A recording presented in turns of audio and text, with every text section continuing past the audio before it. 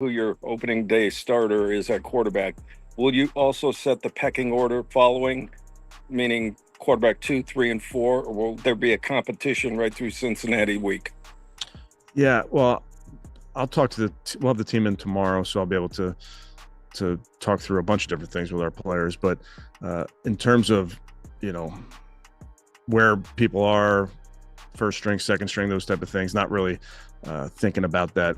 Kevin Stefanski is once again in the hot seat, and this time, the criticism is louder, sharper, and more unrelenting than ever. After his controversial decision to start Dillon Gabriel in the previous game, fans, analysts, and even former players are questioning his judgment. People are asking why make this call now, especially when the quarterback room already has someone as talented as Shedeur Sanders waiting in the wings. But what's even more surprising is Stefanski's sudden hesitation when it comes to addressing the Shedeur Sanders debate. This is the same coach who, just weeks ago, openly laid out a clear quarterback pecking order, detailing exactly who would play and in what situation. Fast forward to now, and he's refusing to clarify anything. No straight answers, no reassurance, just vague statements and long pauses. So what changed? Is Stefanski genuinely trying to protect his quarterback room from internal tension, or is he simply avoiding a storm he knows is about to hit? Fans are left guessing, and the speculation is growing by the day. Let's dig deeper into what's really happening behind the scenes in Cleveland. This year will be that joint practice in week 1. And then this year, just feel like that's what this team needs to get ready. Try to every single year make decisions based on what the guys need. So that's what we'll do.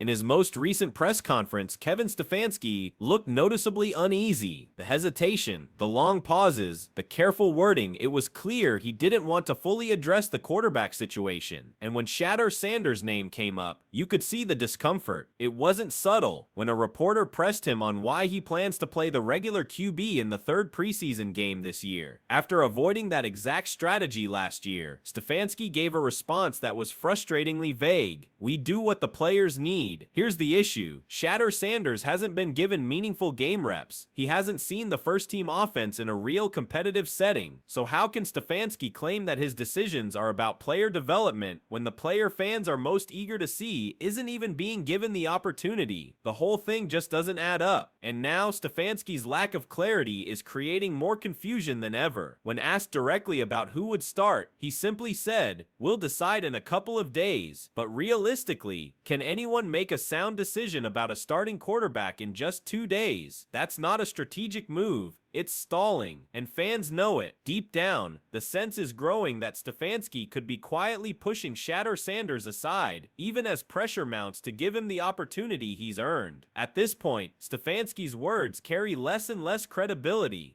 What do you plan to do at quarterback for the dress rehearsal game, and what is the timeline for naming week 1 starter? Yeah, I want to get through the next couple days, but certainly that's something that we're going to do here sooner than later. And then there's the way Stefanski addressed Shedeur's current status. He didn't exactly sugarcoat it. He made it clear that Sanders likely wouldn't be back anytime this week. But the way he said it, there was something off. It didn't come across as concern for a player's recovery. It sounded almost too comfortable, as if he were relieved to delay the Shedeur debate for a little while longer. Fans picked up on that vibe immediately. There's a growing suspicion that Stefanski doesn't want Shedeur back in the mix right now because it would force him to make a decision he clearly isn't ready to face. Do you have any health update on Kenny and Shedeur? Do you expect them to increase their level of participation in practice this week? I hope so. We really have to take those day by day, so I don't know where that ends up towards the end of the week, but I'm hopeful. Just a few days ago, after the matchup, Stefanski addressed the media again, insisting that Shedeur Sanders wasn't the only quarterback being considered for Cleveland's starting role. He emphasized that the focus is on developing the entire quarterback room. On the surface, that sounds reasonable. It shows he's thinking long-term and wants to prepare every player. But then the depth chart was released, and things took a bizarre turn. Despite Sanders putting on arguably the most impressive performance of the preseason, Stefanski still slotted him at the 4th position position. To make things even more confusing, both Dillon Gabriel and Pickett were dealing with minor injuries at the time, yet Sanders was still listed behind them. The move left everyone scratching their heads. Fans were baffled, analysts were questioning his logic, and speculation about what's really going on behind closed doors in Cleveland intensified. And just when it seemed like the situation couldn't get any more complicated, a new report surfaced suggesting that Stefanski had no plans to use Shedeur Sanders in the second preseason game. After everything Sanders had shown on the field, you would expect him to at least get another opportunity. Instead, the Browns seemed to signal that he wasn't part of their immediate plans. And then, out of nowhere, Shedeur was reported as injured. The timing, perfectly convenient. The Browns labeled it as minor arm soreness, something that supposedly would clear up by the next day. But rather than calming concerns, this explanation only added fuel to the fire. Was it a genuine injury, or a convenient excuse to keep Sanders off the field while the calls for his playing time grew louder? The skepticism is understandable.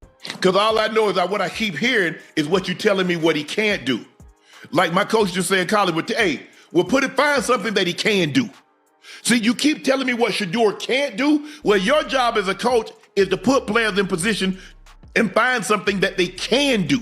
Even now, Stefanski leans heavily on the excuse that the team is still assessing the situation. But if you watch his body language, it says a lot more. He doesn't seem eager for Shedeur Sanders to be ready anytime soon. The irony here is hard to ignore. There really isn't anyone else on the roster who can realistically step into that role and perform at a high level. And yet, Stefanski chose to put Dillon Gabriel on the field, despite him clearly being a less polished option. Analyst Chris Canty didn't mince words. He outright said Gabriel could never be a franchise quarterback. Why? Because being the face of a team isn't just about what you do on game day. Leadership, composure, and presence off the field matter just as much. Gabriel's recent actions and comments have already shown that he's not that guy.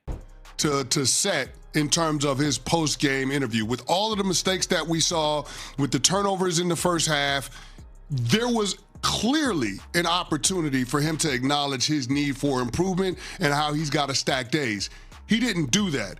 And to get the compare and contrast, the juxtaposition from how he handled his post-game press conference after his first preseason action versus Shedeur is absolutely jarring. Dillon Gabriel's on-field performance reinforced all those doubts. He stepped into the game with an overly cautious approach, clearly trying to avoid mistakes against the first-team defense. With top-tier protection in front of him, he had the perfect opportunity to make plays and build confidence, but he failed to do so. His style was too conservative. He focused more on not losing the game than on making big plays. And as soon as the first-team defenders rotated out, the cracks in his game started to show. He fumbled, turned the ball over, and lost his composure under pressure. That performance made one thing crystal clear: Dillon Gabriel is not the answer for this team. And much of the blame lies with Kevin Stefanski himself. His reluctance to make a definitive decision and his constant evasions when discussing the quarterback situation have only added to the controversy. Instead of providing clarity and direction, Stefanski has created confusion. Phrases like "we're assessing" or "we'll decide in a couple of days" have overshadowed the actual events on the field. And the on-field truth is telling Gabriel, given every advantage, still couldn't rise to the occasion. Being a franchise quarterback is about more than just completing passes. It's about leadership, poise, and carrying a team through adversity. And as Chris Canty pointed out, Gabriel has yet to show that he possesses those qualities. So here's the real question: is Kevin Stefanski genuinely doing what's best for the team, or is he simply avoiding a decision that could cost him politically and professionally? Does Dillon Gabriel have enough to earn the starting role, or has he already proven he's not the answer? And most importantly, is Shedeur Sanders being unfairly pushed aside despite being the most promising quarterback on the roster? Drop your thoughts in the comments below. We want to hear what you think about this ongoing quarterback controversy, because one thing is certain: the Browns' quarterback situation is far from settled, and the drama is only just beginning.